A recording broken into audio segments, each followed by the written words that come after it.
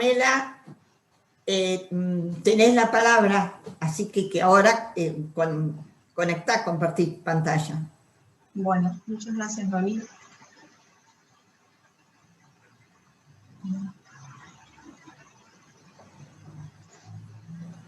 Bueno, me gustaría empezar agradeciendo al organizador del evento, Edgar Vieira, a la Universidad 3 de Febrero, a la coordinadora del grupo, Noemí Mellado, y a mis tres grandes maestros, Marcelo Alperín, Roxana Blasetti y también Noemí Mellado.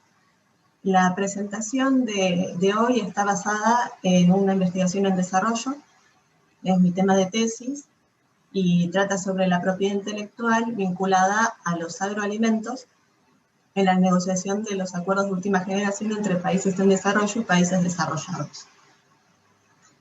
Estos acuerdos de última generación, muchos los conocen como tratados de libre comercio, pero como indica mi maestro Marcelo Alperín, están muy lejos de ser de libre comercio, no versan solo sobre cuestiones de desgravación arancelaria, sino que incluyen muchos otros temas, son grandes compendios normativos que regulan minuciosamente la relación entre estos estados.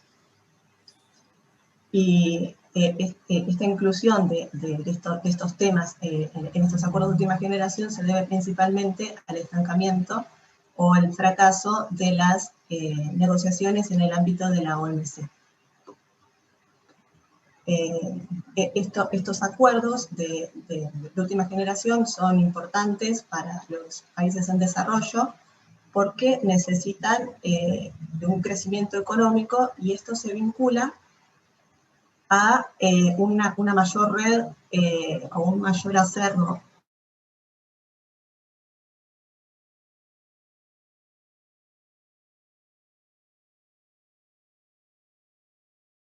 mundial. Pero antes de salir a negociar estos acuerdos de última generación, es importante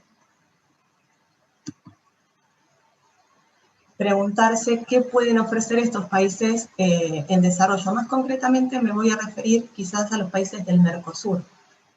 Hoy por hoy, dentro de los principales 15 productos, o los productos que tienen más peso dentro de las exportaciones de los países del Mercosur, los que están marcados con una estrellita, que son los que corresponden al sector agropecuario, son bastantes, casi la mitad. De hecho, entre Argentina y Brasil hay tres productos que comparten entre sus entre sus exportaciones más importantes, que son las habas de soja, torta de aceite de soja y carne bovina. Esto podría llegar a ser un punto polémico porque históricamente se viene diciendo que para que los países en desarrollo alcancen más rápidamente el desarrollo necesitan cambios estructurales que suponen trasladar trabajadores de sectores menos productivos, como podría ser el agro tradicional, a otros más productivos, como podría ser las industrias modernas, por una cuestión de productividad y por una cuestión de incorporación de tecnología. Sin embargo, el Banco Interamericano de Desarrollo, en uno de sus últimos informes, ha advertido que esto ha dejado de ser así en los últimos 50 años. Ha hecho un recuento respecto de la productividad del mundo y de América Latina, y no solamente eso, sino que también advierte que el sector agropecuario ha sido el que más drásticamente ha cambiado respecto al resto de los sectores y es uno de los que más tecnología incorpora hoy en día, ya sea tecnología satelital, mejor material genético, incluso drones, incorpora mucho más tecnología que ha incorporado mucha más tecnología que otros sectores. Ahora, el agro no es solo soja, trigo y carne, y está muy vinculado a la innovación. Donde hay innovación, hay derechos de propiedad intelectual. De hecho, bueno, hay dos grandes temas respecto a esto que vamos a ver después, pero la propiedad intelectual es de suma importancia para incorporar valor agregado a estos productos, a estos agroalimentos. Incorporan estos activos intangibles 1/3 del valor a los productos y el doble de los productos que añaden los productos de capital tangible. Incluso acá hay un ejemplo respecto al café, cómo se va modificando el precio de exportación.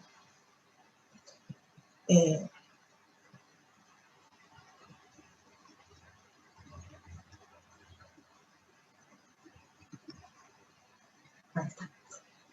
Pero los derechos de propiedad intelectual en las negociaciones de los acuerdos de última generación tienen algunas características. Una de ellas es que puede actuar como una barrera no arancelaria al comercio, de la misma forma que lo hacen las medidas sanitarias, fitosanitarias y los obstáculos técnicos al comercio, que son las siglas. Y como un obstáculo no técnico están los derechos de propiedad intelectual según la clasificación de UNCTAD. Hay otras cuestiones importantes a tener en cuenta, que es el carácter invasivo que tienen estas negociaciones de acuerdos de última generación, porque todo compromiso que se adquiere a nivel multilateral o a nivel de estos acuerdos repercute en la normativa interna y en la margen de maniobra que podrían tener los estados para dictar sus políticas públicas. En materia de propiedad intelectual también, el acuerdo ADPIC, en el artículo 4, establece el principio de nación más favorecida y no se aplicaría el artículo 24 del GATT, con lo cual cualquier concesión que se den en este ámbito podría extenderse a otros países, terceros países. Y la normativa multilateral, en este caso el acuerdo ADPIC, son compromisos compromisos básicos, pero nada impide que en estos acuerdos se puedan establecer estándares más exigentes, a lo cual se lo llaman cláusulas OMC+. Y no siempre son beneficiosas para los países en desarrollo.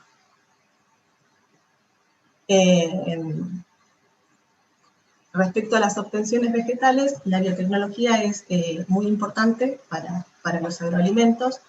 La mayoría de los alimentos, frutas, verduras que conocemos hoy en día se han obtenido después de miles de años de cruzamiento, y recién con el advenimiento de las leyes de Mendel y la biotecnología moderna esto se ha hecho de un modo un poco más controlado o previsible, y todas estas innovaciones son susceptibles de protegerse por derechos de propiedad intelectual.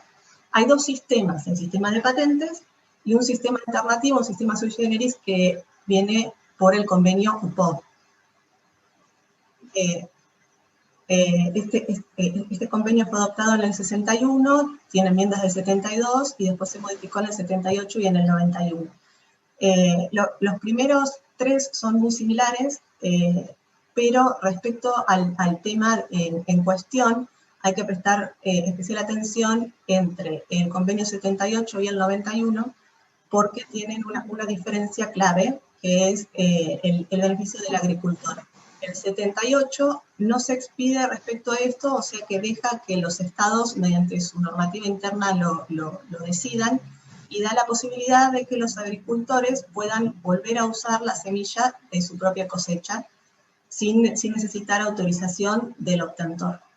En el 91, que se reforma para reforzar los derechos de los obtentores, esto no se permite, salvo excepciones muy excepcionales, valga la redundancia. Yendo a los acuerdos que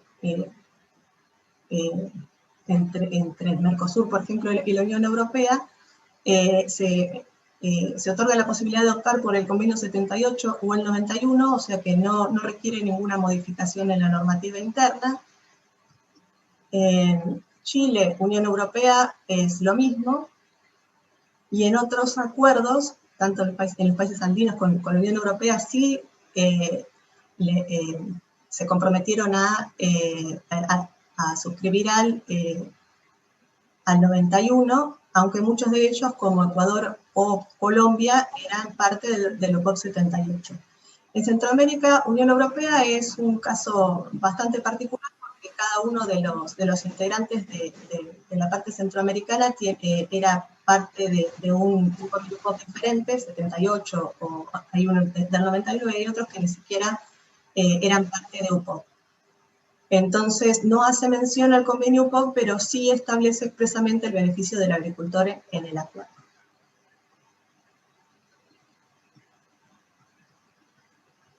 Respecto a las indicaciones geográficas y denominaciones de origen, también son derechos de propiedad intelectual.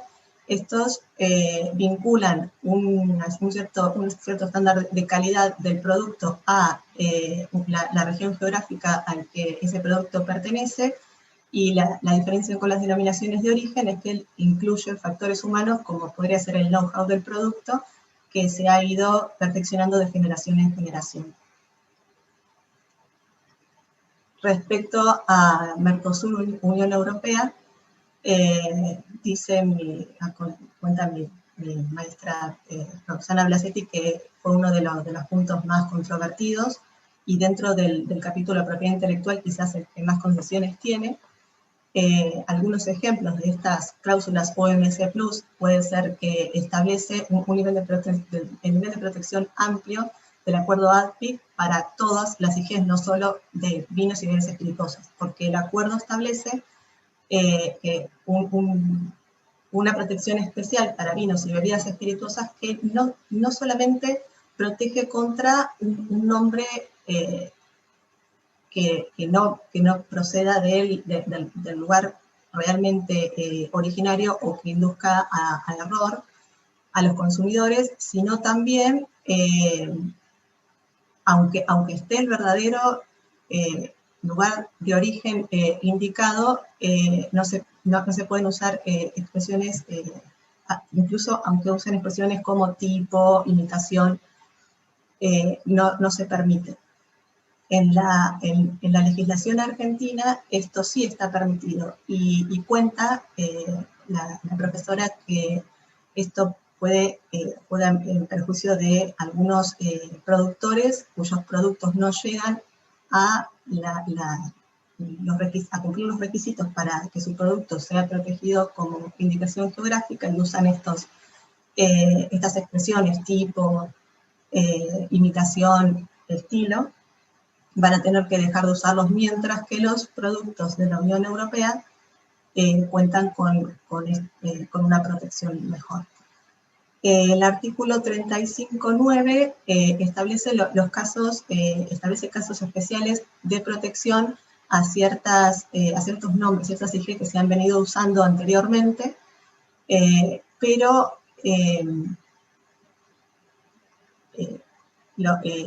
permite esa protección en algunos países sí, y en algunos países del Mercosur no, y esto puede traer algunos problemas intra-Mercosur que la profesora explica muy bien en un paper muy bueno que tiene, que se publicó creo que en noviembre del año pasado. Cuando esta protección a las IG anteriores está contemplado en el artículo 24 de ADPIC. Respecto a los homónimos, pueden coexistir sin ningún tipo de problema. Ya. Pamela, sí. Perdón, Pamela, te quedan 5 minutos. Bien.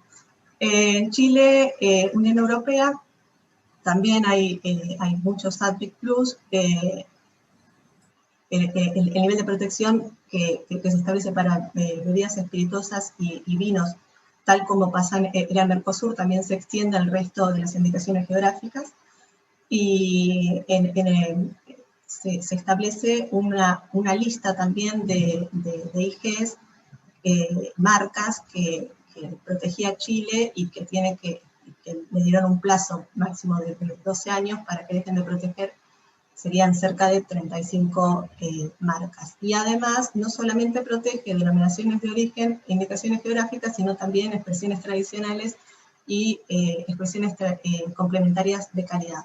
Eso después vamos a ver cómo se refleja en la cantidad de IGs protegidas.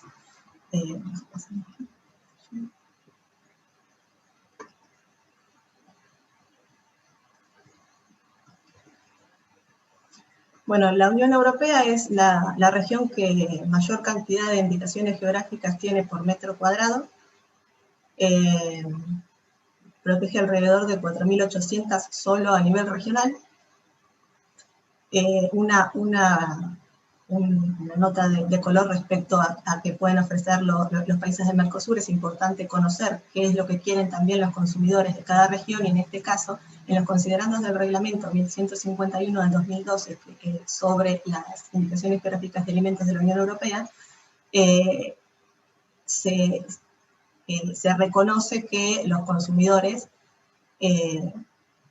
están interesados en consumir alimentos de mayor calidad. Esto pasa, y por esto es importante quizá la exportación de agroalimentos, porque a medida, por ejemplo, China o otras poblaciones que ven aumentar su ingreso, quizá agregan proteínas a sus dietas o comen más cantidad de productos diversificados o de mejor calidad, cambian a productos de mejor calidad. Este es un cuadro comparativo entre la cantidad de indicaciones geográficas que tiene cada acuerdo respecto a la Unión Europea, y se puede ver dos cosas a simple golpe de vista. La primera, que el más equilibrado en cuanto a cantidad de indicaciones geográficas es Mercosur-Unión Europea. Y el segundo, bueno, se nota la falta de experiencia, de tradición de los países latinoamericanos en cuanto a indicaciones geográficas y denominaciones de origen. La mayoría se protegieron después del año 2000. En cambio, la Unión Europea tiene muchos más años en esto. Perdón, Pamela, vas a tener que ir a las conclusiones. Sí, ya. Las conclusiones entonces, en lo concerniente a indicaciones geográficas y denominaciones de origen, la calidad protegida por el Acuerdo Mercosur, la cantidad protegida por el Acuerdo Mercosur-UE resultó bastante pareja en comparación con otros acuerdos, Chile, países andinos y Centroamérica, y es notorio que los países en desarrollo, la protección de IG y denominación de origen es una práctica reciente. Si bien los países de Mercosur son relativamente nuevos en las negociaciones de acuerdos de última generación, a pesar de ser un desafío, han conseguido un buen acuerdo de 4.800 IG que tiene registrada en la Unión Europea. La lista protegida en el acuerdo es pareja. Los países de la Unión Europea podrían haber agregado más cantidad de IG, denominaciones de origen, a otros tipos de propiedad intelectual, como el caso Chile, Unión Europea.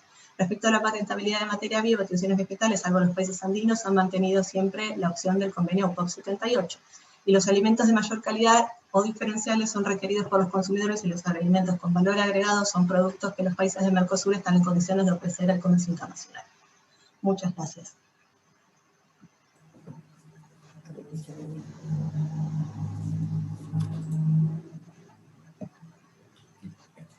Bueno, muchas gracias, Pamela. Vamos a proceder a la segunda exposición, que es sobre el Acuerdo Mercosur-Unión Europea y sus impactos en América del Sur en medio de la crisis del regionalismo. Sus expositores son Pascualina Mariano, que es el apellido, en realidad es Karina Lilia, que es profesora de la Universidad Estadual Paulista y del programa de posgraduación en Relaciones Internacionales de Santiago Dantas, de la UNES, UNICAN y la PUC. Y también comparten la exposición con Cairo Gabriel Borges Junqueira, profesor del Departamento de Relaciones Internacionales de la Universidad Federal de Zagreb, de DRI UFC. Les doy la palabra para comenzar con su exposición. Muchas gracias, Noemi. Buenos días a todos y todas. Yo voy a marcar acá mi tiempo para no pasar los 20 minutos. Y para mí es un gusto muy grande estar acá y compartir esta investigación que estoy haciendo con mi profesora Karina Mariano. Y yo voy a hacer la presentación y creo que después con las preguntas y los comentarios, creo que Karina también puede hacer algunas opiniones y todo más. Entonces, buenos días a todos. Y nosotros escribimos la ponencia en portugués, pero el PowerPoint y mis palabras acá serán en español. Y no sé si es español, pero voy a intentar hablar un poco de portuñol acá, entonces pido disculpas, pero que creo así es un poco mejor para hacer el diálogo. Entonces, esta ponencia, que es mía y de la profesora Karina, tiene como título El Acuerdo Mercosur-Unión Europea y sus impactos en Sudamérica en medio a la crisis del regionalismo actual, no solamente acá en Sudamérica, pero también en un contexto un poco más amplio y también considerando la Unión Europea en sí. ¿Sí? Tengo acá pocos, son pocos slides y todo más, solamente para hacer una mejor organización.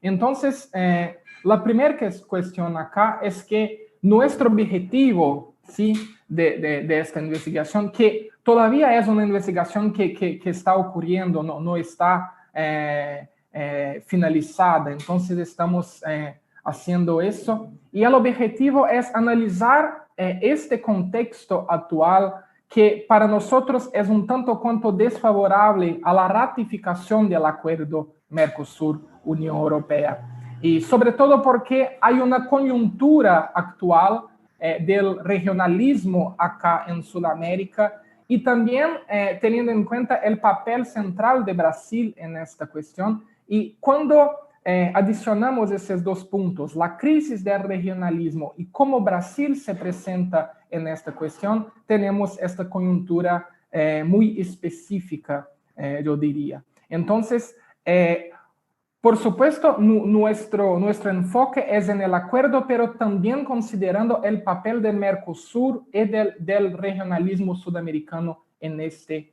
proceso, ¿sí? Y nuestra pregunta también, una pregunta que es una cuestión central, es ¿cuál será el impacto del acuerdo para el Mercosur? Entonces, esta es la mirada central, ¿sí? Es tener en cuenta ¿cuáles serán los impactos y cuáles serán las consecuencias de este acuerdo birregional para nuestra región? Sobre todo considerando, obviamente, el Mercosur. Y nuestra hipótesis de trabajo es que actualmente hay diferentes intereses gubernamentales y también de grupos que acá llamamos grupos de presión o grupos de resistencia.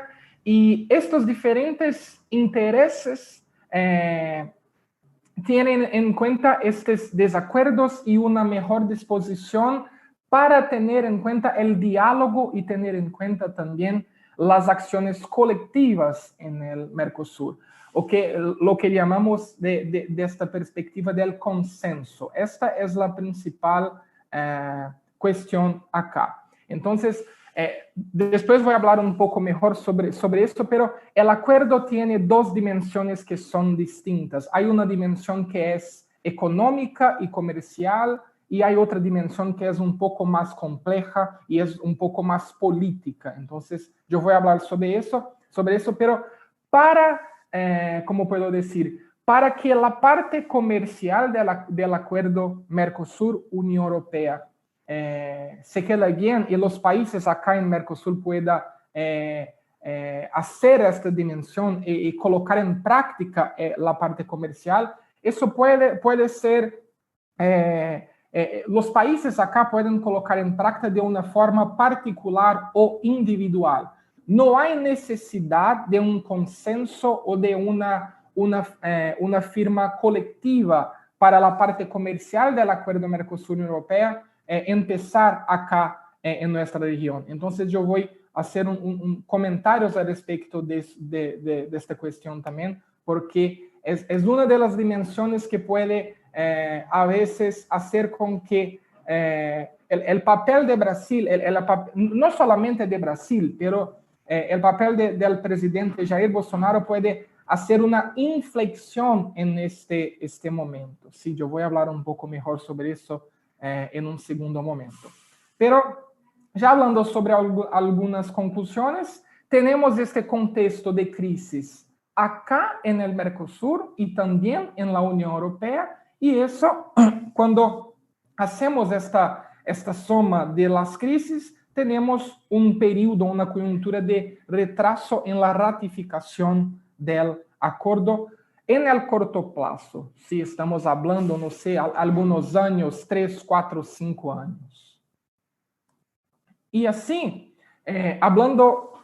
haciendo solamente algunas consideraciones al respecto de lo que llamamos de acuerdo sin un punto final, porque este acuerdo Mercosur-Unión Europea hubo un relanzamiento de este acuerdo desde 2016 y ahora en 2019.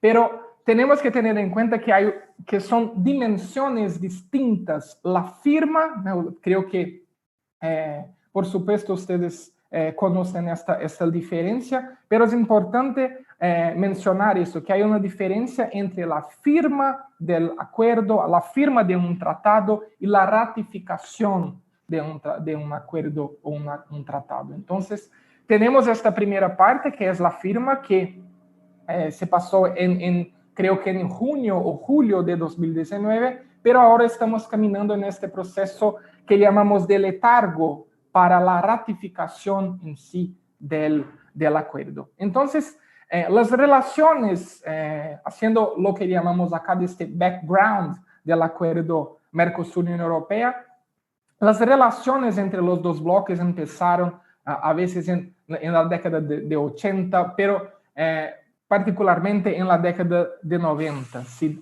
Desde 1995. Y desde 95 hasta 2016 fue lo que podemos llamar acá de un gap. Pero es un gap muy grande, ¿sí? Pero desde 95 hasta 2016 no hubo un proceso de una mayor, una movilidad, un movimiento entre esta cuestión.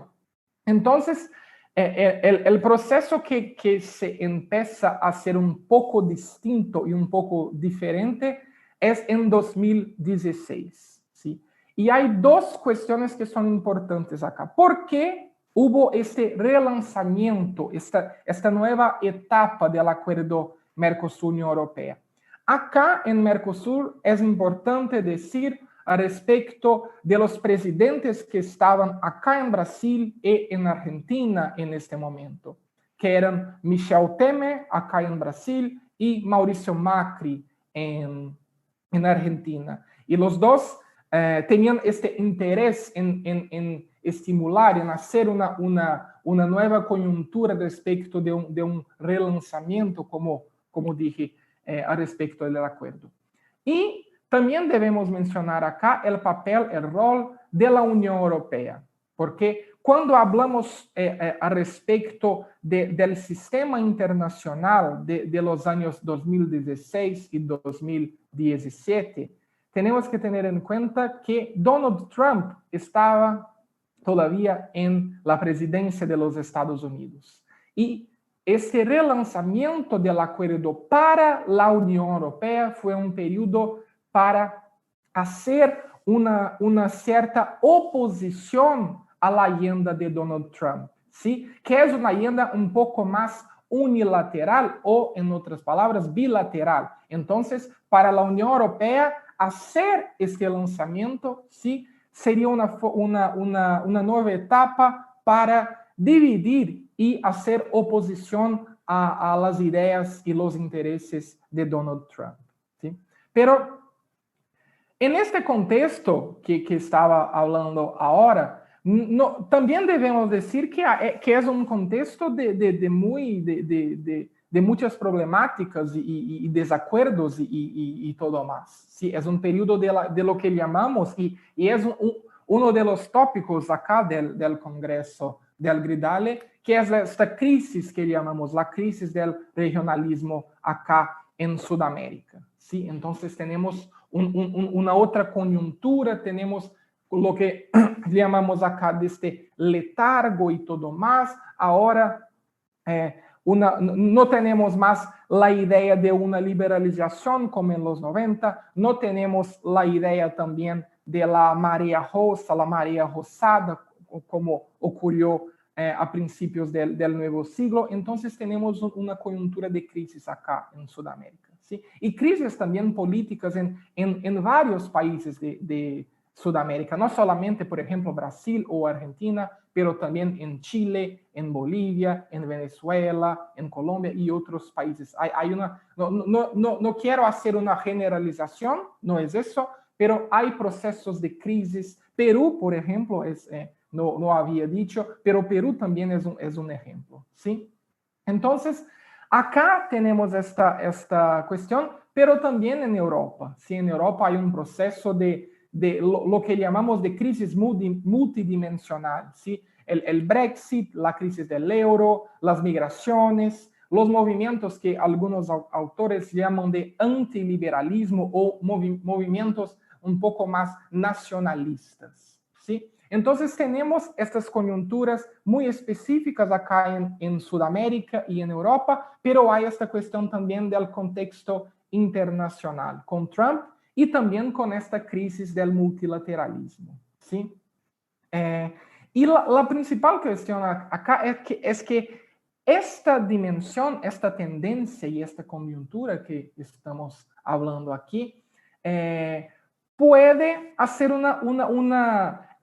no digo puede, pero estamos viviendo un momento tal vez de mayor, lo que llamamos de ruptura del Mercosur en torno de este consenso, que es lo que estaba hablando en el PowerPoint que estaban mirando antes. Entonces, esto es un nuevo proceso. ¿Por qué? Porque el presidente brasileño, Jair Bolsonaro, tiene una otra visión al respecto de la integración y tiene una otra visión específicamente al respecto de Mercosur, ¿sí?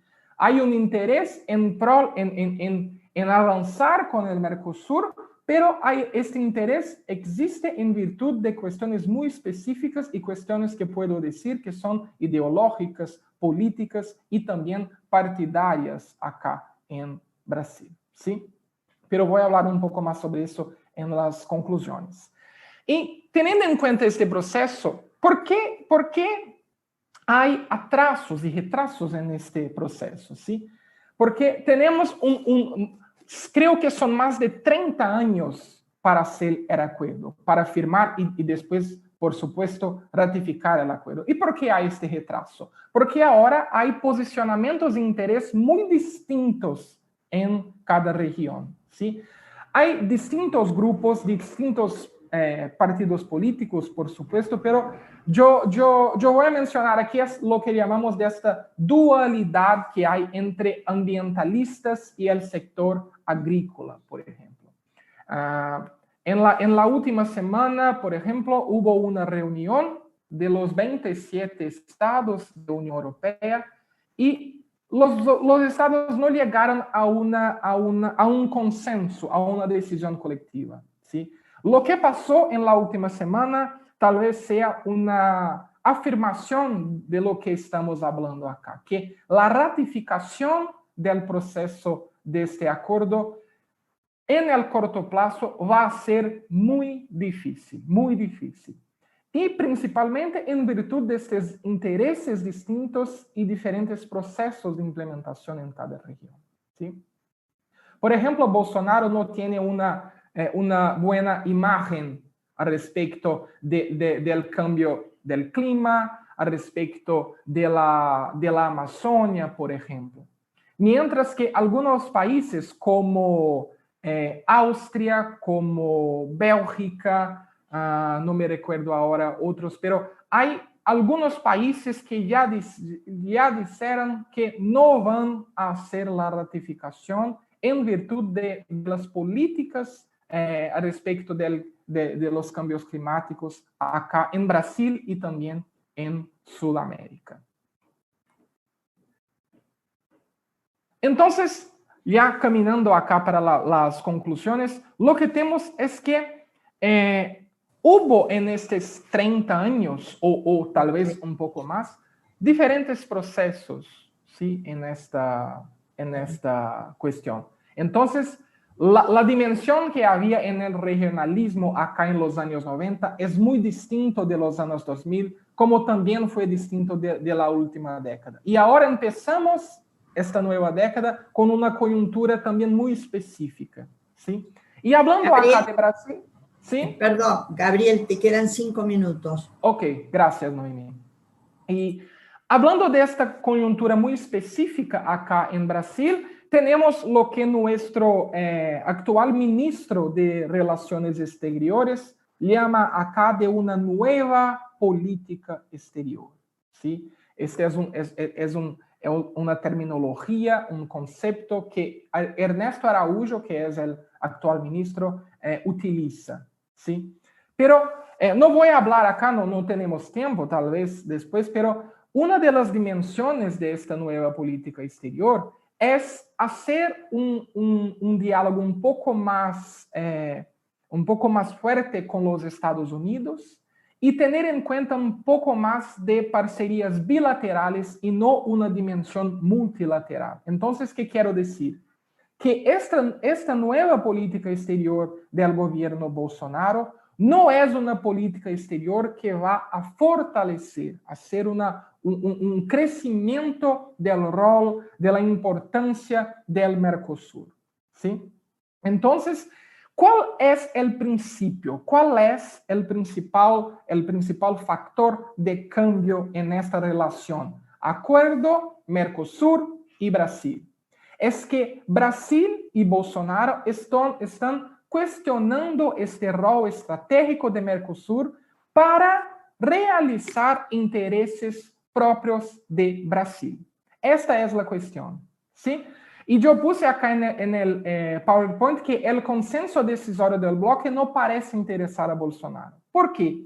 Porque, como había dicho, para que la parte comercial del acuerdo empiece acá, por ejemplo, en Brasil, no será necesario el consenso. ¿Qué quiero decir? No es necesario, por ejemplo, Paraguay, Uruguay o Argentina decir en sí.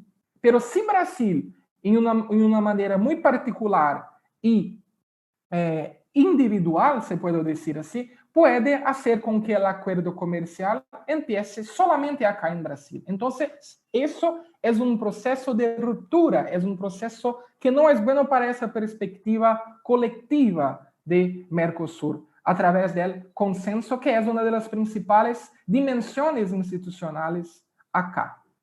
Y ya hablando sobre las conclusiones, ¿qué tenemos ahora? Después de 2 años de la firma, desde 2019, la actualidad es marcada por una gran incertidumbre. Esta es realidad. No sabemos cuándo el acuerdo será ratificado. En la Unión Europea hay una creciente oposición, sobre todo a Bolsonaro, en virtud de la agenda ambiental y de Amazonia. Y la última frase de nuestra ponencia, de nuestro artículo, que escribí con profesora Karina Mariano, es esta que está aquí para hacer la última mención, ¿sí? Lo que está en juego en esta cuestión del acuerdo, lo que está en juego es si la integración es necesaria o no, ¿sí? Por ahora sobrevive porque ya no es un problema, pero no se convirtió en una solución. ¿Qué quiero decir aquí para finalizar? Es que cuando empezó el gobierno Bolsonaro acá en Brasil, hubo una serie de críticas al respecto del bloque, ¿sí? Y hubo solamente una afirmación positiva acerca del Mercosur, que fue al respecto del acuerdo. ¿Y por qué existió esta dimensión acá? Porque es una dimensión que es del interés particular del gobierno Bolsonaro. Eso no significa que Bolsonaro está diciendo sí para el multilateralismo, sí para las dimensiones un poco más de diálogo, sino es un interés muy propio del gobierno brasileño. ¿Sí? Noemi, creo que es eso. Muchas gracias a todos y después podemos hablar un poco más. Gracias. Bueno, muchas gracias, Gabriela, a vos. Y vamos a proceder a la tercera exposición, que es sobre multilateralismo y desarrollo latinoamericano. Una mirada desde el ecologismo y ambientalismo a la troika latinoamericana, cuyos expositores son Fabio Sánchez, que es PhD en Relaciones Internacionales de la Universidad Autónoma de Barcelona, es profesor titular de la Escuela de Políticas y Relaciones Internacionales de la Universidad Sergio Arboleda de Colombia, y la otra expositora es Catherine Ortiz, que es magíster en Estudios Internacionales de la Universidad Externado de Colombia, es doctorando en Estudios Políticos de la Universidad Externado también de Colombia y profesora de la Escuela de Políticas y Relaciones Internacionales de la Universidad Sergio Arboleda de Colombia. Los dejo en uso de la palabra a los dos expositores. Gracias, doctora Noemí. Me voy a permitir compartir pantalla. Bueno, nuestra ponencia en esta oportunidad junto al profesor Fabio Sánchez se titula Multilateralismo y Desarrollo Latinoamericano, una mirada desde el ecologismo y el ambientalismo a la troika latinoamericana. Para iniciar quiero resaltar dos elementos centrales. Primero, que esta ponencia amplía y profundiza un poco las reflexiones de un capítulo del libro que ya fue publicado por el Instituto de Integración Regional Latinoamericano, América Latina, Multilateralismo, Desarrollo y Acción Colectiva. Y en esta oportunidad, a partir de esa publicación y de esa investigación, buscamos centrarnos en dos elementos centrales. Por una parte, el tema medioambiental y por otra parte, lo que es la denominada troika latinoamericana. Así las cosas, creo que esa ponencia también se articula un poco con los aportes que hacían los dos anteriores exponentes con respecto a Panela, dada la centralidad y la importancia que hacía en su análisis respecto al tema de la agricultura. Y con relación a Gabriel, un poco en el marco de lo que él mencionaba, esa crisis del regionalismo, un poco enmarcado en lo que ya nosotros nos enmarcamos con respecto a la crisis del multilateralismo, por una parte, y ese dilema que él explícitamente mencionaba respecto al ambientalismo versus la agricultura en el caso brasileño. Esto también atado en que dentro de esa gran troika latinoamericana, Brasil es un actor clave junto a Argentina y México. Esta troika latinoamericana, digamos, nos centramos de alguna manera en el estudio de caso de estos tres poderes regionales latinoamericanos en el marco del liderazgo. Y segundo, como actores claves en el G20, en las negociaciones de la ronda de Doha y en el marco de la Organización Mundial del Comercio, dadas las posiciones de los países en desarrollo. En ese sentido, en un primer contexto, pues partimos de identificar que en el marco de la discusión o el debate actual sobre el desarrollo sostenible, principalmente, digamos, se ha perdido de vista un poco las tres dimensiones del mismo. En ese sentido, pues la dimensión económica, la dimensión social y la dimensión ambiental en el escenario actual respecto al tema de la pandemia, pues nos deja un poco de inquietudes que, digamos, queremos generar en este espacio del Congreso de Gridale, puesto que pues, ha sido demarcado que respecto al tema social se deja ver las debilidades de los estados latinoamericanos, la falta de políticas sociales y sobre todo en materia de salud pública para una coordinación mancomunada de los países latinoamericanos que permitieran fortalecer una cooperación, digamos, frente a la problemática de la salud pública. Pero adicionalmente, otro tema que se ha dejado de lado es el tema ambiental, la crisis ambiental. Por una parte, dada, digamos, la debilidad, ausencia de políticas ambientales y a partir de allí, digamos, la limitante de poder coordinar políticas en la materia. Actualmente pues escuchamos el debate respecto al acuerdo de Escazú, digamos como un acuerdo regional para abordar ciertos temas medioambientales en la región latinoamericana, pero que desde el concepto de desarrollo sostenible pues digamos se debe integrar estas tres dimensiones en eso que nosotros desde la academia hemos buscado discutir en el marco de ese concepto de gobernanza global. Esa interacción de esos tres actores claves, Estado, mercado y sociedad, que a veces pues algunos tienen más poder en ese juego de poder o digamos en ese campo de poder, para decirlo de alguna manera, o de una manera crítica. En ese sentido, identificamos que la agricultura, hoy en día dentro del discurso de los Objetivos de Desarrollo Sostenible, lo acompañamos de ese adjetivo de agricultura sostenible, es un recurso, es un sector estratégico de la estructura productiva de los países latinoamericanos que se enfrenta a un dilema.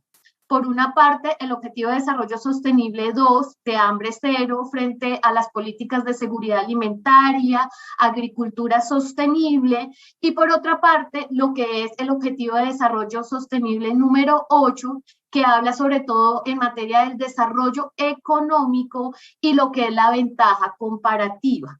En este sentido, respecto al multilateralismo, que digamos es la razón de ser de este cuarto grupo, y teniendo en cuenta esa categoría teórica, conceptual, que hace referencia, y el profesor Fabio Sánchez ha hecho un estado del arte y ha revisitado el concepto teóricamente para identificarlo como esos principios generales de conducta en el sistema internacional. Convergen o divergen dos principios en el sistema internacional. Por una parte, esa pretensión o esa demanda a los países en desarrollo en el marco de la ronda de Doha, que es el del trato especial y diferenciado, y que de alguna manera, pues en el sistema de la Organización Mundial del Comercio se encuentra frente a ese principio de no discriminación, y hoy sabemos pues el estado actual de la ronda de Doha y las pretensiones de los países en desarrollo. Pero por otra parte, ese otro principio que se adapta o se adopta en el marco de la crisis ambiental, del Acuerdo de París, después de la discusión del Protocolo de Kioto, que son acerca de responsabilidades comunes pero diferenciadas. Un principio que sustenta ese multilateralismo de escala global, pero que de alguna manera también se ha buscado aplicar, por ejemplo, al tema de la lucha contra las drogas, en el marco de ese principio de corresponsabilidad, y en este sentido, pues en el marco del desarrollo sostenible, a partir de identificar que la agricultura es un sector estratégico de las estructuras productivas. En ese sentido, pues es importante resaltar que la agricultura en este contexto se ve identificada como parte del problema y como parte de la solución para el caso de los países latinoamericanos. Como parte de la solución, dado que pues, contribuye a estos dos objetivos del desarrollo sostenible, pero como parte del problema, dada la alta vulnerabilidad frente a las externalidades climáticas que la agricultura enfrenta en este contexto de las crisis ambientales. Entonces, en ese sentido, pues desde este marco de referencial, la agricultura, pues en el caso de los países en desarrollo, hace parte del problema y hace parte de la solución para esa discusión del desarrollo.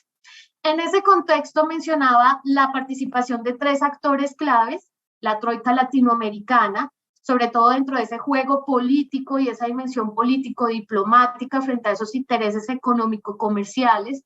De esta manera, pues nos preguntamos tanto en el capítulo como en la ponencia para profundizar en esa variable ambiental y la agricultura con relación a esa variable ambiental, cuáles son los retos de esa troika latinoamericana en su liderazgo y acción colectiva en la agricultura como sector estratégico para una agenda multilateral de desarrollo sostenible. Cómo actúa frente al dilema del enfoque de seguridad alimentaria y agricultura sostenible. Entonces, por ejemplo, sobre todo lo que mencionaba Pamela hace un instante respecto a la relación con el Mercosur y Unión Europea y el tema sensible de las negociaciones de la agricultura y, por ejemplo, también las prácticas desleales del comercio, que digamos son ampliamente analizadas, y también las implicaciones que puede tener la política agrícola común en el caso de la Unión Europea en el marco de esa misma seguridad alimentaria, y a su vez ese otro enfoque que de alguna manera parte de esa ventaja ventaja comparativa, digamos, de ese factor tierra que sustenta el desarrollo económico también de los países latinoamericanos, como es el enfoque crecimiento económico y ventaja comparativa. En ese sentido, retomamos un poco, o digamos, revisitamos un poco lo que es en las ciencias sociales y en la ciencia política, la teoría política verde, el pensamiento verde o el pensamiento político verde. Esto también para hacer eco en el Congreso de esa comunidad epistémica que a partir de la década de los 70, también surgió en el pensamiento latinoamericano, incluso en el marco de la CEPAL. Y es la preocupación por esa alta desconexión entre el medio ambiente y el desarrollo económico en esa evolución del desarrollo que de alguna manera ha marcado los acuerdos globales. En esa revisión, digamos, para comprender que las acciones en materia ambiental distan cuando hablamos desde ese ecologismo o ese ecologismo profundo o desde el medioambientalismo o ese ecologismo superficial, se encuentra el gran debate de la crisis ambiental y en ese sentido con relación a los cambios o ajustes que pueden demandar a los modelos de desarrollo, teniendo en cuenta la limitación de los recursos naturales y la explotación irracional de los mismos.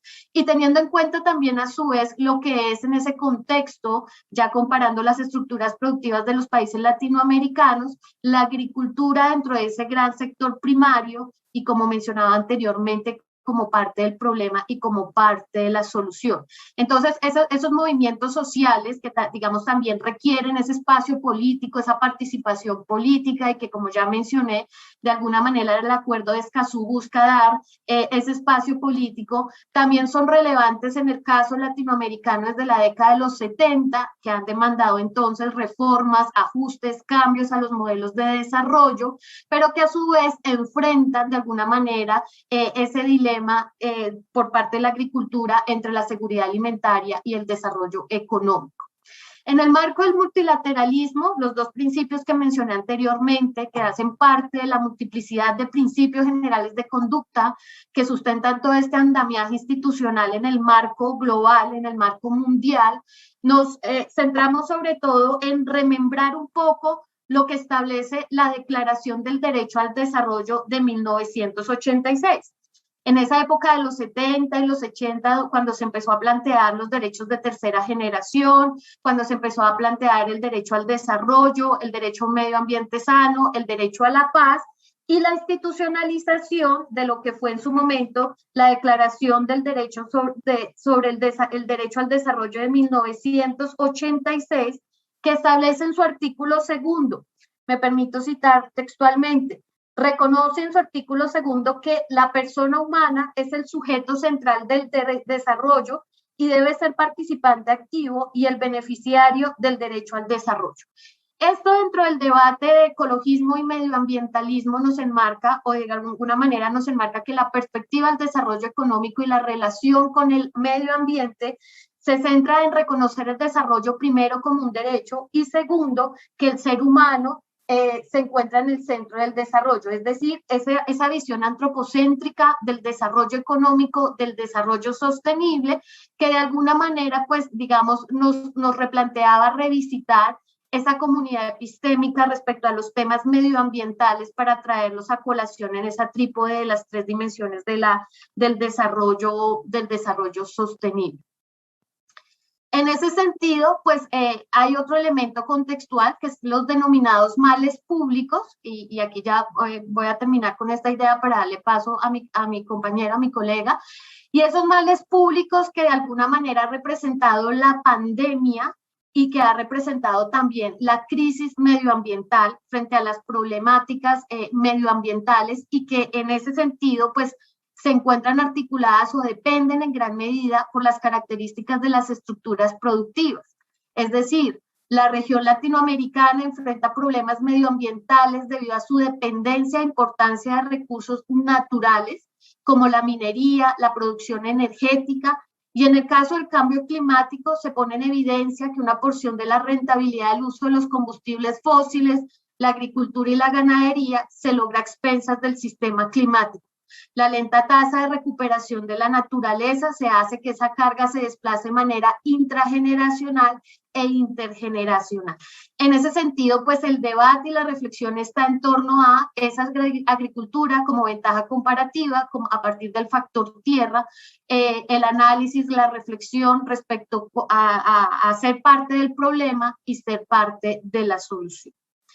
Profesor Fabio.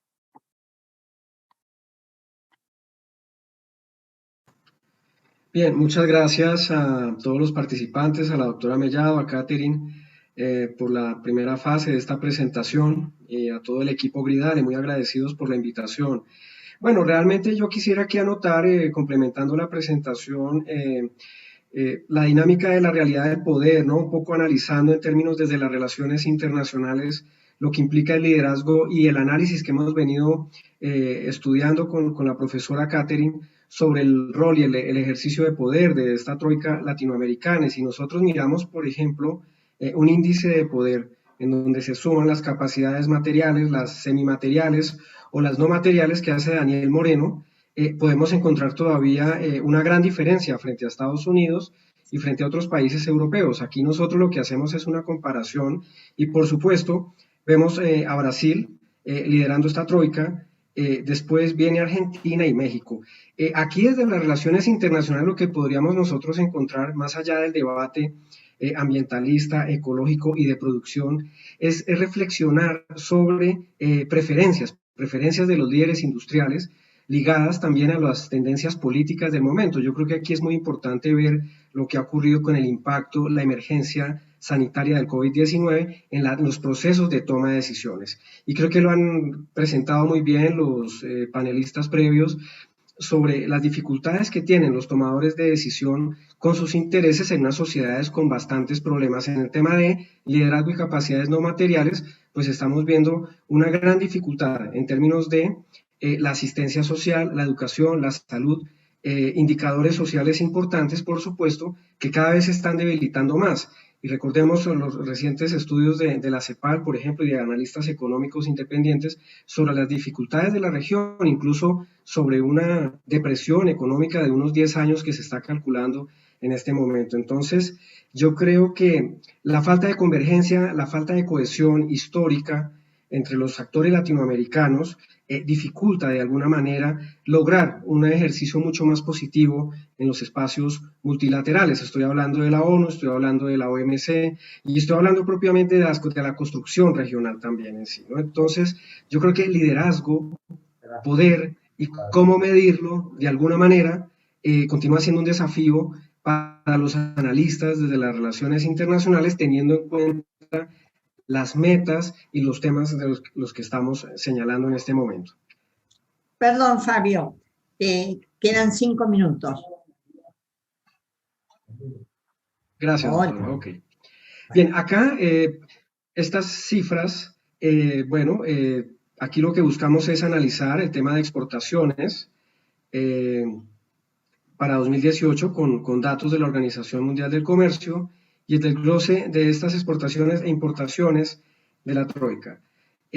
Aquí también lo que buscamos es problematizar, hacer un ejercicio de construcción. Lo que hemos querido plantear con la profesora Catherine es ver qué reflejan o qué representan estas cifras, ¿no? Si estamos mirando, por ejemplo, productos agropecuarios o combustibles, las manufacturas, para cada uno de estos países. Y lo que estamos viendo es, por supuesto, la fuerza de la exportación de manufacturas, de importación también de manufacturas, pero en el caso de las exportaciones lo que estamos identificando también es productos de poco valor agregado, lo que podríamos estar señalando, o el ejercicio de la maquila que ha sido nefasto para la economía mexicana. En el caso de Brasil y Argentina, por supuesto, los combustibles y los productos extractivos pues son un renglón muy importante. Por supuesto, productos agropecuarios siguen siendo líderes, pero podríamos pensar a futuro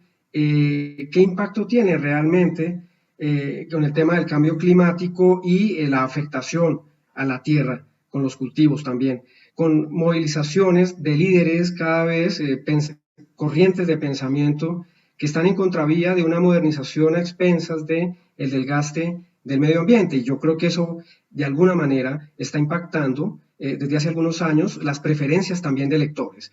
Entonces, aquí lo que podríamos buscar es cruzar de una forma sociológica cómo medir el poder, qué estamos entendiendo por poder, si es el nivel de influencia o es el lugar, el ranking en la producción mundial, cuando bien sabemos que en la región, en términos tecnológicos, tenemos un atraso impresionante y creo que la pandemia nos ha ubicado en el lugar que nos corresponde, es decir, estamos con tecnologías antiguas aún en términos en el campo médico, en el campo agrícola y por supuesto con los indicadores sociales. Eso por un lado. El otro es decir, la transformación de la que venían hablando analistas desde hace 30, 40 años, incluso la industrialización por sustitución de importaciones o las visiones de la década de 2000, por ejemplo, de hacer un leapfrogging en América Latina en el marco de las cadenas de valor, en fin, pues yo creo que hay una gran desilusión en lo que estamos encontrando, no solamente en términos de tecnología y lo que nos dicen las cifras y también la investigación social, sino también por cómo la crisis nos ha mostrado y ha develado esas circunstancias complejas. Bien, no, esta investigación continúa, es un trabajo en curso, es decir, mirar estos indicadores que hemos señalado, es decir, cómo enfrentamos los objetivos de desarrollo, cómo medimos el ejercicio de poder de los estados, cómo evaluamos y analizamos los movimientos, las reacciones sociales afectadas, por supuesto, con la pandemia también, cómo se diluye o se desvanece la pretensión de liderazgo de la troika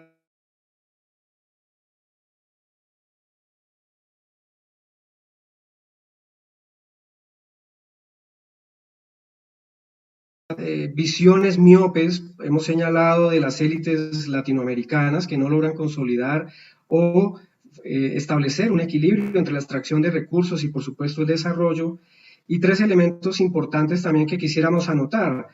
Una gran diferencia entre la dinámica rural y urbana, por supuesto, en la región, con las implicaciones sociopolíticas que esto de alguna manera tiene y que muchos académicos ya han investigado. La desventaja tecnológica de la troika y del resto de países latinoamericanos también frente a la innovación y la efectividad, es decir, ser efectivos en la competencia mundial frente a Estados Unidos, Francia, Alemania, los países del desarrollo económico asiático, por supuesto que sí lograron hacer ese leapfrogging bajo otras circunstancias y características, y las crisis políticas, es decir, creo que no podemos dejar de lado nuestro análisis del multilateralismo latinoamericano frente a la tecnología y el marco ambiental, la dinámica ambiental, la extracción de recursos, por supuesto el impacto de las transiciones políticas que estamos viviendo, es decir, la fluctuación de tendencias, de ideologías, el ascenso de outsiders con discursos radicales, la situación de Venezuela también en la región y por supuesto la marcada corrupción de viejos nuevos partidos políticos. Yo creo que esto también pues, le da un matiz importante al análisis del marco multilateral, del desarrollo, del ejercicio de poder y por supuesto de alguna forma perturba esta inestabilidad económica, política, perturba de alguna manera las estadísticas y la posibilidad de lograr un desarrollo mucho más efectivo en la región. Creo que estos indicadores socioeconómicos, sociopolíticos van a marcar la ruta de la investigación en cuanto al multilateralismo y la efectividad en el marco de la búsqueda del desarrollo para América Latina.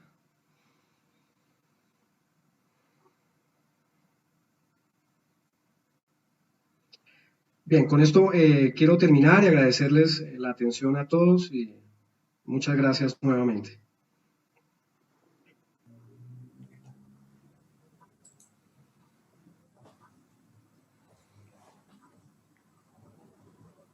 Bueno, muchas gracias, Caterina y Fabio. Ahora vamos a dar paso a la ronda de preguntas.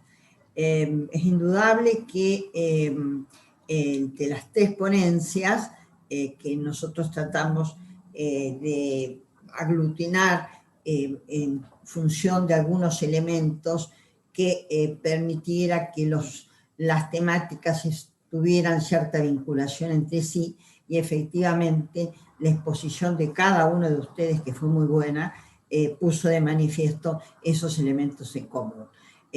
Acá hay un cuestionamiento al concepto del desarrollo, la importancia del mismo, hay un cuestionamiento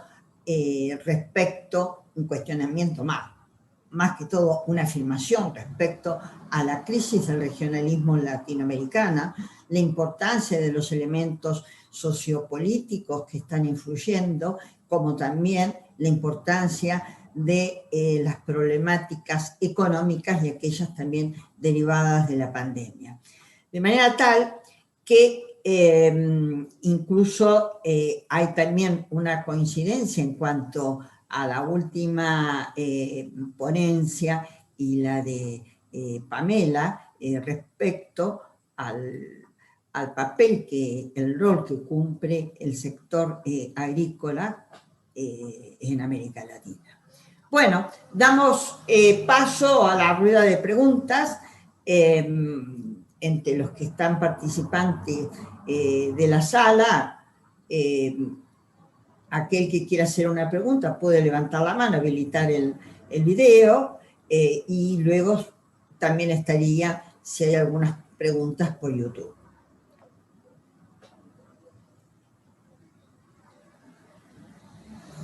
Tienen que habilitar el video. ¿Me preguntan?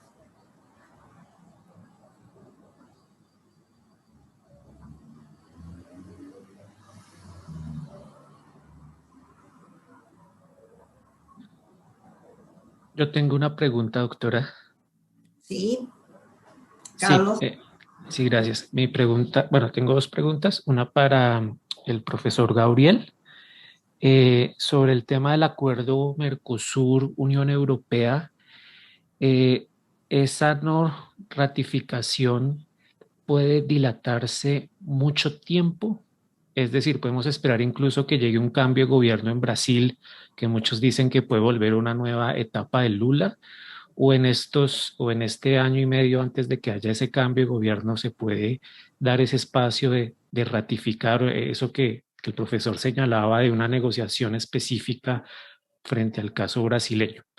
Y una pregunta para Catherine y el profe Fabio es el tema del neoextractivismo que hoy viene muy impulsado en el caso de Mercosur con el tema de la soya, tengo entendido.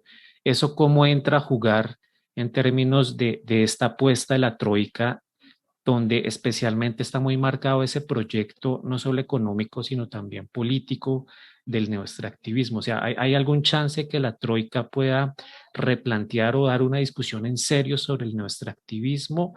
¿O realmente eso vendría desde otros países de América Latina y no tanto desde la troika, esa posible discusión? Muchas gracias.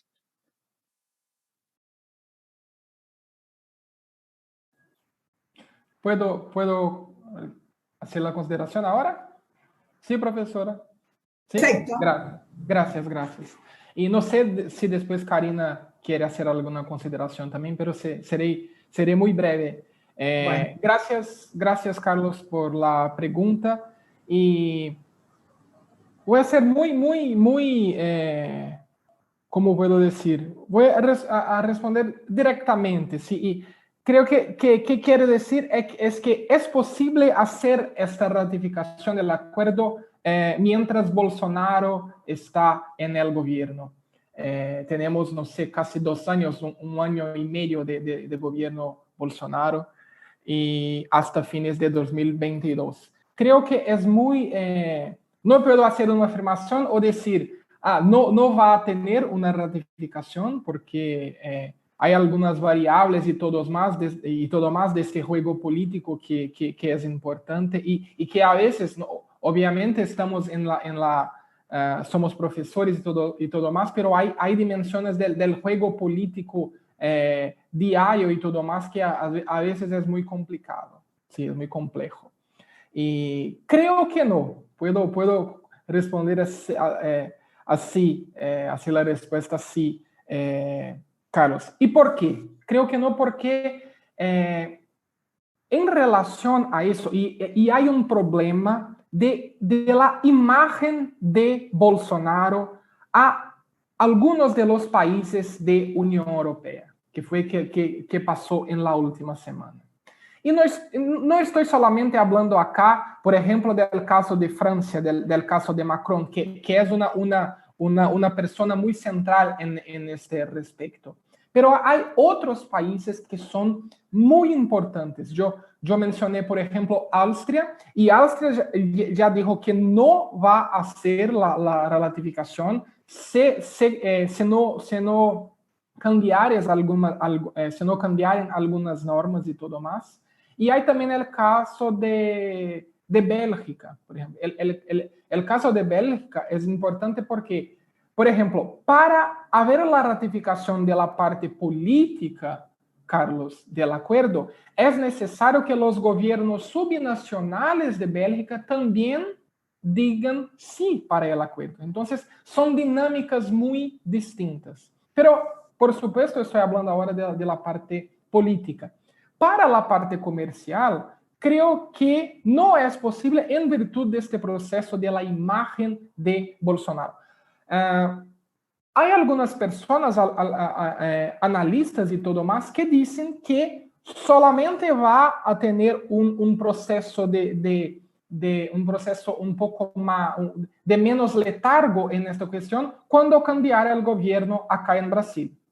Ahora, si va a ser Lula o no, en las 2 últimas semanas acá en Brasil las cosas cambiaron mucho y Lula reapareció con una figura. Lula, él hizo un discurso de más de 2 horas en la última semana y hubo un cambio político muy grande solamente en virtud de las palabras de Lula, porque Lula acá es una figura muy importante y tiene un peso político muy grande. Pero es un proceso. Todavía no sabemos si Lula va a poder tener otra elección acá. No sabemos si será posible mantener su posibilidad de elección. Entonces es un proceso que creo que en los próximos meses vamos a saber. Pero para finalizar, Carlos, pienso que en un año y medio es prácticamente imposible tener la ratificación política del acuerdo. Es difícil también la parte comercial con la figura, la imagen de Bolsonaro.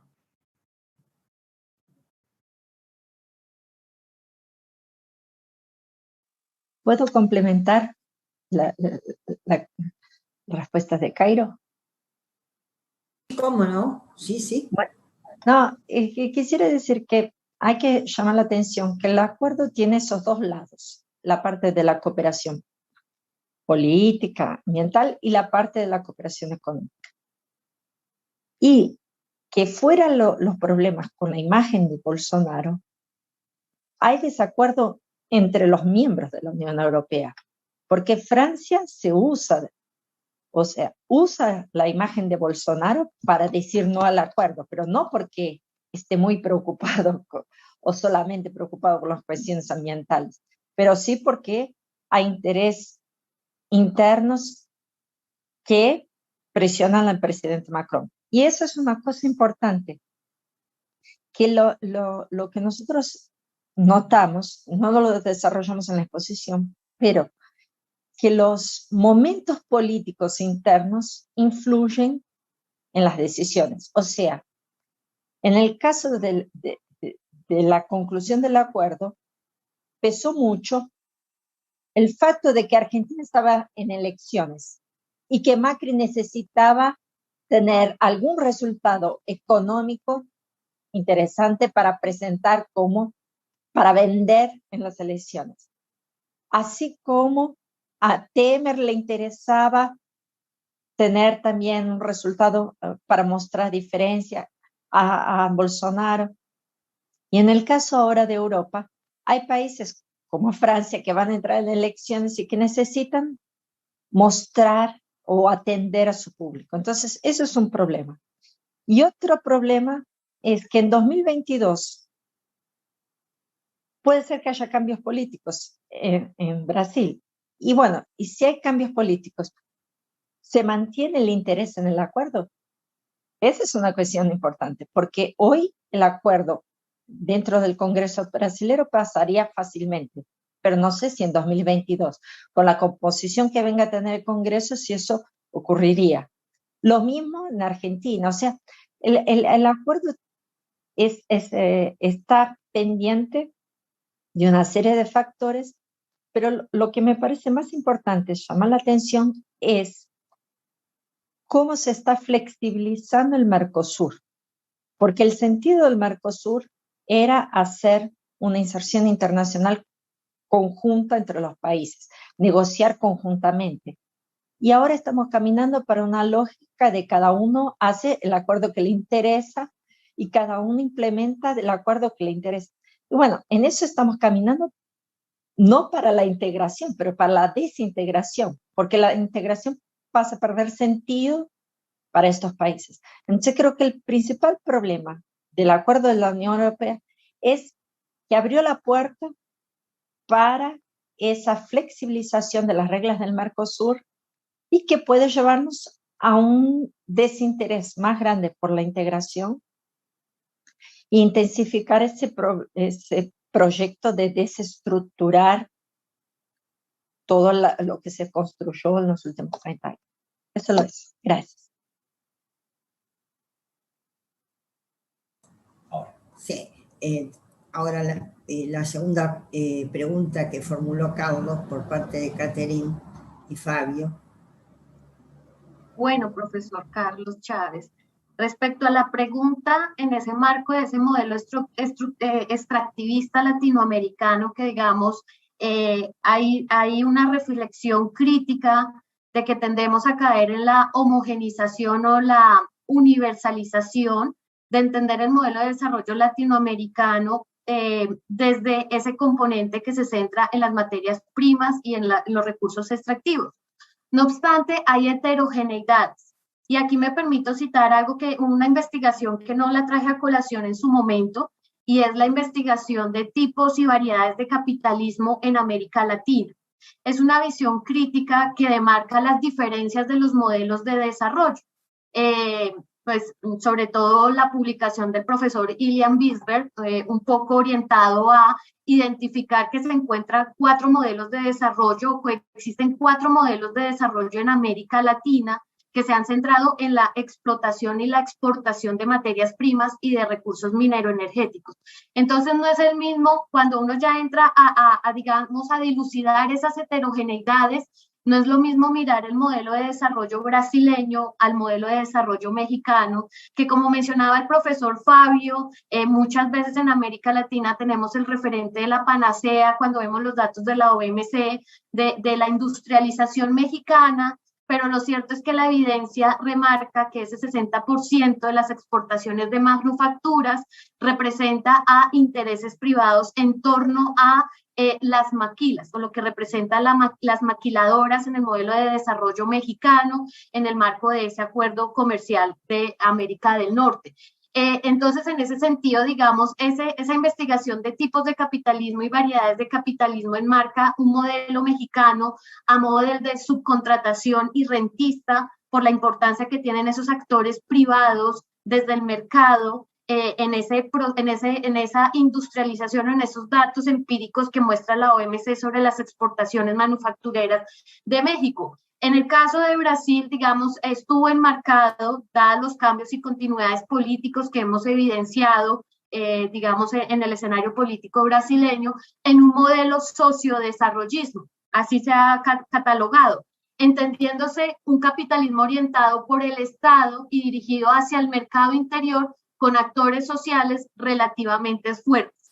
Porque a fin de cuentas también se tienen en cuenta, valga la redundancia, la participación en ese tipo de Estado, mercado y sociedad, qué tanta importancia, qué tanto espacio político pueden tener esos movimientos sociales o hacia qué parte de la trípode tiran más ese juego de intereses o al servicio de ese Estado, más allá de ese Estado como algo abstracto, jerárquico, de las teorías ortodoxas del Estado, de alguna manera el juego de intereses que puede representar.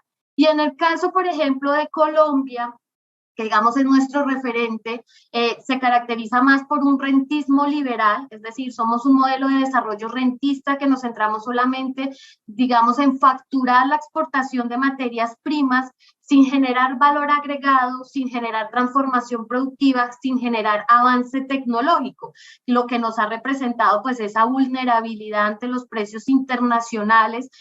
Aquí recuerdo mucho desde el neoestructuralismo cepalino, una publicación de Bertola sobre los patrones de desarrollo en América Latina. Ese patrón de desarrollo rentista que simplemente los ingresos se basan en las exportaciones y esto se contrapone con el sector o con el bajo nivel y grado del sector industrial en el cual pues se generan los mayores puestos de trabajo frente a pues esa reprimerización de la economía o esa terciarización o esa temprana terciarización de las estructuras productivas en el caso latinoamericano. En ese sentido, pues digamos hay tres modelos claros, los países de la comunidad andina y entre ellos Colombia, centrado en ese rentismo liberal, sobre todo desde esa investigación, también con diferencias a lo que puede representar el modelo de desarrollo boliviano en su momento también con cierta heterogeneidad y características en cuál es la prevalencia, el Estado, el mercado o la sociedad, y en ese juego de intereses cuál es la participación en el espacio político en ese sentido. ¿Querés agregar algo? Fabio, ¿querés agregar algo? Bien, simplemente anotar, ¿no?, que debemos estar atentos para futuras investigaciones con la acomodación, ¿no?, cómo las élites políticas van a acomodarse ante las nuevas necesidades, por ejemplo, en el tema de ciencia y tecnología. Es decir, por ejemplo, el automóvil en combustión va a desaparecer en Europa y en algunas ciudades de Norteamérica en los próximos años. ¿Qué va a pasar entonces con la visión tradicional clásica de hidrocarburos y automóviles obsoletos para un mercado muy grande como el latinoamericano frente a exigencias que ya está imponiendo la Unión Europea, por ejemplo? Frente a alimentos también, a futuro también. Y sobre todo el malestar social que crece, por ejemplo, en la región andina, con el tema de la tierra, el narcotráfico que está regresando y llenando más vacíos debido a la pandemia también, frente, digamos, a la extracción y al fracking, en el caso de Colombia, por ejemplo, que es un gran reto para las autoridades y, por supuesto, para la propia sociedad. Entonces, yo creo, vuelvo e insisto en la variable social, ¿no? Entonces, percepción de las élites, respuesta de las élites frente a unas exigencias. Estamos en un destiempo y en un desacomodo frente a unas exigencias de la economía internacional, frente a la visión parroquial de extracción de recursos que todavía imperan en algunos países de la región.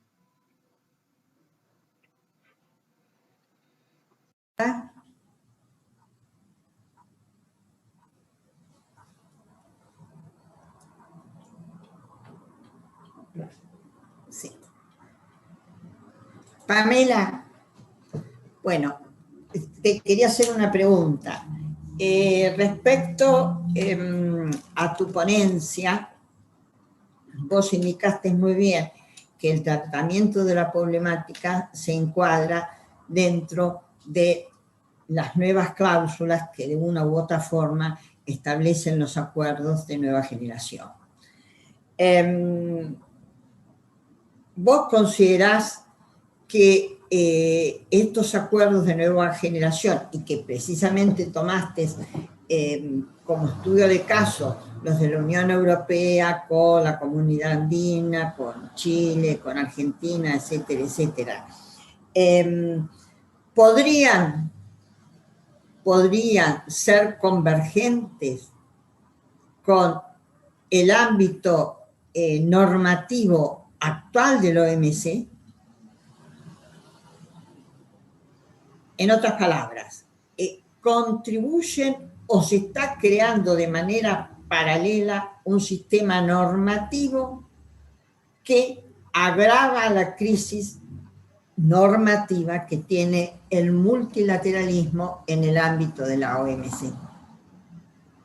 Se está creando un modelo normativo paralelo respecto a la OMC, debido, como habíamos dicho, a este estancamiento en las negociaciones, lo que he notado es muchos puntos en común en estos acuerdos, como podría ser la preferencia por el POP 78 o la importancia de la protección de las indicaciones geográficas en los países de donde son esas indicaciones geográficas. Son puntos en común que podrían llegar a servir para una posible convergencia. No sé si se entendió. Sí, sí. ¿Alguna otra pregunta o comentario? Una pregunta para Pamela. ¿Sí? Sí. Pamela, pues no, dado esas características, digamos, del modelo de desarrollo en el caso argentino, sobre todo, pues, dado tu estudio de caso, ¿cuáles serían sobre todo las ventajas y desventajas para Argentina en el marco del Mercosur frente a la negociación de ese acuerdo con la Unión Europea? Bueno, las ventajas son entrar al mercado europeo con estos productos que suponen valor agregado. Y una de las desventajas, la mencioné respecto a esos casos especiales de esas marcas que se usaban antes y se permiten seguir usando, que son todos casos particulares en los cuales algunos se pueden seguir usando en Argentina, en Paraguay, en Uruguay, pero no en Brasil, y así cada caso particular la protege en un país sí y un país no, y eso explica mi maestra Roxana Blasetti en su paper, que trae problemas de circulación intra-Mercosur, entre otras cosas. Eso podría llegar a ser una desventaja. También, otra de las desventajas que te he mencionado hoy es ciertas modificaciones más que modificaciones, doble estándar de protección para las IG de la Unión Europea, que tienen una protección más amplia respecto a ciertos productores de los países latinoamericanos que quizás, en Mercosur, que quizás en su normativa, como en el caso de Argentina, tienen no la protección amplia para las IG de productos agrícolas. Y bueno, como contaba mi maestra Roxana Blasetti, esto puede perjudicar a los productores locales que no llegan por ahí por algún requisito específico a poder proteger sus productos con indicación geográfica. No sé si contesté más o menos la pregunta. Cairo, ¿estás levantando la mano? Pensé que querías hacer alguna pregunta. Bueno, sí, Fabio. Gracias, doctora Noemí. Una pregunta para los profesores Karina y Cairo sobre el rol de la FIESPI, cómo frente a la temática y, digamos, la convergencia reciente, ¿cuál es la posición? Si ha existido una posición unánime de los industriales paulistas con su lobby tan fuerte históricamente, ¿cómo ha sido la reacción frente a la situación actual y la agenda del presidente Bolsonaro? Me interesaría mucho conocer ese tema. ¿Contesto yo, Cairo? Eso es un punto interesante porque la FIESPI, que es esa federación, en los últimos años ha perdido mucho del espacio político que tenía a 15 años atrás. Eso por cuenta del proceso de desindustrialización que está ocurriendo en Brasil, ¿no? Que impacta de una forma bastante fuerte la industria del Estado de San Pablo. Aunque el Estado de San Pablo sigue siendo principal estado industrial de Brasil, la participación de la industria ha caído y gana fuerza la agroexportación, o sea, la exportación de etanol, que viene de la producción de la caña de azúcar, ¿no? O sea, los productos agroindustriales. Entonces, eso es un punto importante. Hoy por hoy, la Fiesp es un importante aliado del gobierno Bolsonaro.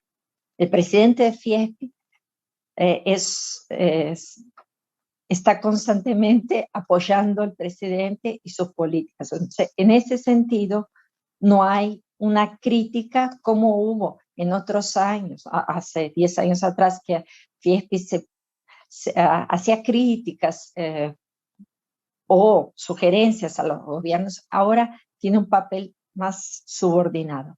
¿Quién está haciendo más manifestaciones y posicionándose en relación a la política comercial del gobierno Bolsonaro? Es la Confederación Nacional de las Industrias.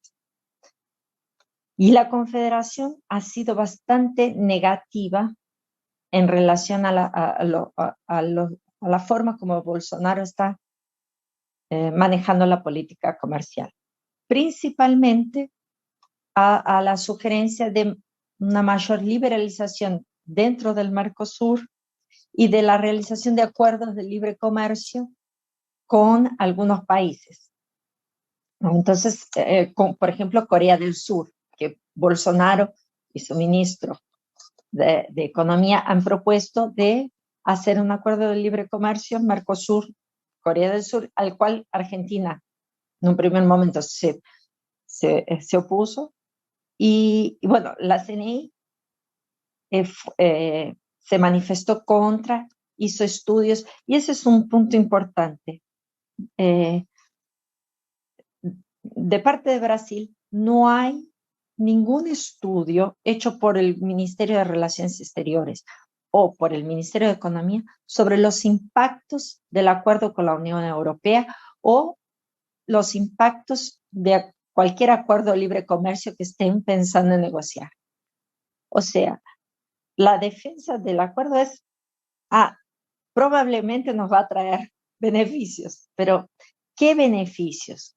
¿A qué sectores? ¿Cómo? ¿Cuánto? No tenemos información sobre eso, no hay estudios hechos. O sea, eso indica que la negociación fue mucho más política que técnica. O sea, no es que se hicieron estudios previos para orientar lo que tendríamos que estar negociando, no, pero sí lo que quería Europa y cómo nosotros nos acomodábamos a ese acuerdo. Entonces, ese es un punto importante y infelizmente Fiesp hoy no tiene mucha relevancia en el debate político y ni está haciendo grandes manifestaciones. Lo que sí puntualmente apoya la política de mayor liberalización, pero también sin informar cómo eso beneficia a la industria en San Pablo. Y principalmente no ha beneficiado. Esos acuerdos en general han transformado la industria en San Pablo, que más es importadora que productora hoy en día. Es eso. Gracias.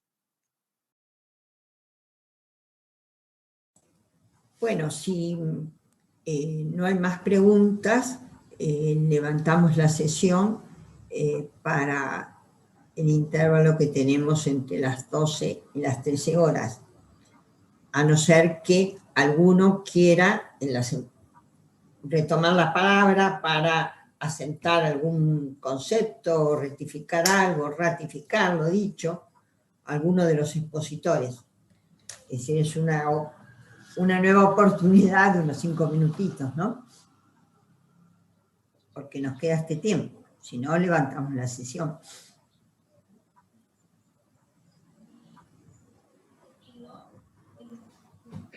Yo quisiera volver otra vez a retomar un poco con la profesora Karina y el profesor Cairo Bueno, ya había sido mi pregunta sobre la Fiespi, y el rol de las figuras tradicionales, es decir, algunos ex Fiespi o de San Pablo, y también en el mundo diplomático, como Rubens Barbosa.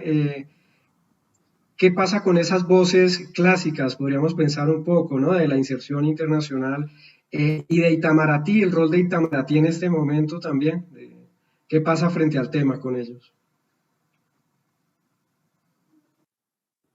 Karina, ¿quiere hacer la consideración o sí? Puedo decir, bueno, Rubén Barbosa sigue en la Fiespi y se manifiesta, tiene su columna en un diario semanalmente, hace las observaciones, pero en general tiene una posición, por ejemplo, aperturista, o sea, siempre fue un fuerte crítico del gobierno del PT y de su política desarrollista, o sea, la posición de Rubén Barbosa era de que el Mercosur tendría que ser un acuerdo para firmar acuerdos de libre comercio, estimular acuerdos de libre comercio, de mayor apertura.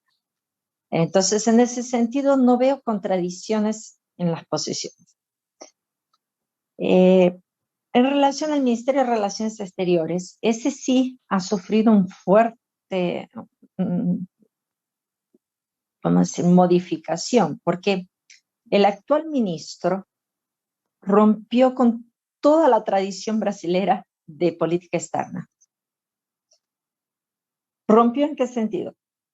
Primero, siempre se intentó mantener un cierto grado de autonomía en relación a Estados Unidos, y este ministro defiende una subordinación total a la política externa norteamericana. Entonces, ahí ya empieza. Mercosur, que desde los años 90 es el centro, el eje de la política externa brasilera, lo dejó a un lado. O sea, no le dio importancia. Y llamó la atención que no es en consecuencia de la situación política entre Bolsonaro y Alberto Fernández, no es en consecuencia de los problemas internos comerciales del Mercosur. No identifica al Mercosur como central. Incluso no hizo referencia al Mercosur en su discurso de cuando asumió como ministro, que normalmente los ministros empiezan por hablar en la importancia de la relación con Argentina, con el Mercosur. El Mercosur desapareció. Habló de un montón de cosas. Habló incluso del Ministerio de la Magia, de la serie española, el Ministerio de la Magia, del tiempo y no sé qué, pero del Mercosur, nada.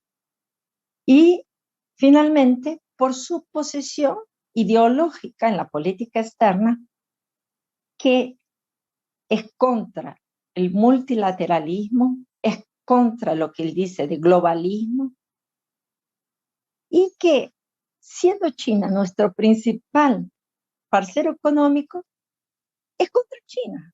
O sea, recurrentemente habla mal de China, acusa a China, incluso acusó a China de haber producido el virus del COVID. O sea, es una situación totalmente inesperada para la política externa brasileña. O sea, actores tradicionales importantes están desestructurados. Y la crisis que vivimos hoy ha desestructurado no solo esos actores económicos como actores sociales también. Por ejemplo, las centrales sindicales, que siempre fueron un actor importante en los debates económicos y políticos brasileños, hoy no se escucha, no se sabe lo que está pasando.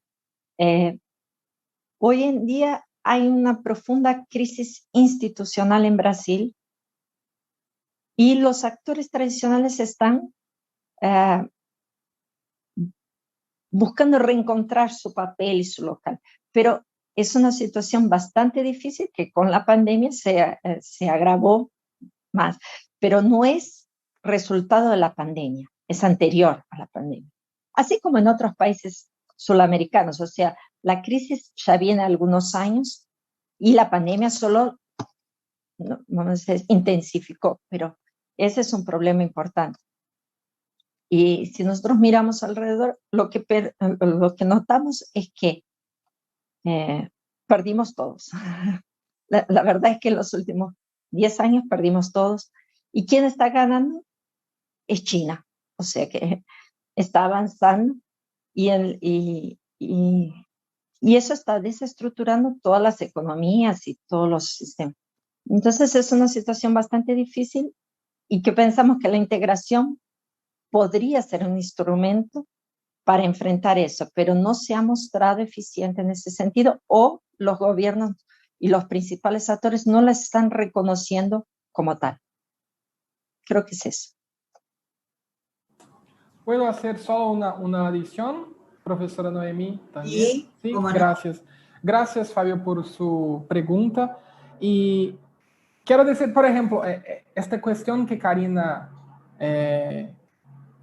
dijo es importante porque, por ejemplo, hoy estamos acá, hoy día estamos hablando acá en Brasil de otro cambio en el Ministerio de la Salud, por ejemplo.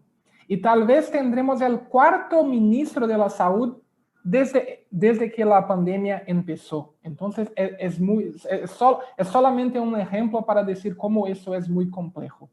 Pero hablando de la diplomacia y el Ministerio de Relaciones Exteriores, es importante decir que el Itamaraty, en la imagen de Ernesto Araújo, es uno de los ejes ideológicos del gobierno Bolsonaro. Entonces, no quiero decir que es un problema tener una cierta ideología en la política exterior. No es eso, porque antes también había eso, podemos decir eso. La cuestión es que hay un eje ideológico, pero personas y el gobierno dicen que no es ideológico. Esta es la cuestión. Y hay una ideología muy, muy fuerte, ¿sí? Y es lo que Karina habló al respecto, ¿sí? Es una cuestión de una crítica al Mercosur, de una mayor aproximación con los Estados Unidos. Y no sé también si es a los Estados Unidos. Tal vez sería a Trump. Por ejemplo, ahora tenemos este cambio con Biden y no sabemos qué vamos a hacer en esta dimensión en algunos sentidos. Pero desde a principios del gobierno Bolsonaro no había un interés en el Mercosur. No estoy hablando sobre eso solamente. Por ejemplo, el actual ministro de la Economía, que es Paulo Guedes, acá, él dijo, creo que a fines de 2018, cuando una reporter de Argentina, pienso, él dijo que Mercosur no va a ser prioridad. Estas fueron sus palabras cuando estábamos acá en Brasil en la época de las elecciones. Entonces, es otra cuestión interesante. Y más allá de esta crítica al Mercosur, tenemos el cambio en relación a UNASUR, ¿sí? Y no es un movimiento solamente de Brasil, pero Brasil tiene este nuevo impulso, este nuevo ímpetu a respecto de críticas a UNASUR y una nueva aproximación a esta idea de un foro que llaman más progresista, que es el Prosur. Entonces, esto es importante decir. Lo que tenemos acá hoy en términos de agenda y política exterior es un rompimiento con una tradición y una historia de la diplomacia acá de Brasil. Bueno, muchas gracias a todos. Quería recordarle, en el caso de los participantes, de la importancia de la reunión del miércoles a la tarde respecto a la discusión del plan de acción. Es muy importante que todos los que han participado a través de su ponencia puedan participar en esa discusión a los fines de lo que puedan aportar desde el estudio que está haciendo cada uno de los distintos aspectos. Así que no olviden ese espacio que va a haber el día miércoles a la tarde. Bueno, muchísimas gracias a todos los participantes. Han estado muy bien en sus exposiciones, han sido muy interesantes. Y bueno, continuamos a las 13 horas. Muchas gracias para todos. Gracias, un gusto estar con ustedes. Muchas gracias, un placer.